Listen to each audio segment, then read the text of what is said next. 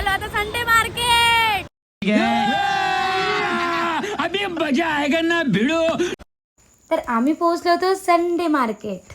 हे चंद्रपूरचं Sunday market तर तुम्हाला माहीतच असणार.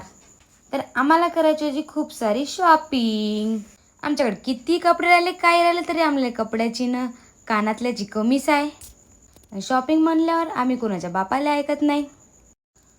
चपला बांगड्या नाव सामान घेऊन टाकलं मार्केटमधून. पण किती चपला घेतल्या तरी कमीच आहे. हे तर चप्पल खायचे कामं झाले. जाऊ द्या, खाण्याच्या गोष्टीवरून भूक लागली. मग आम्ही आलो वडापाव खासाठी.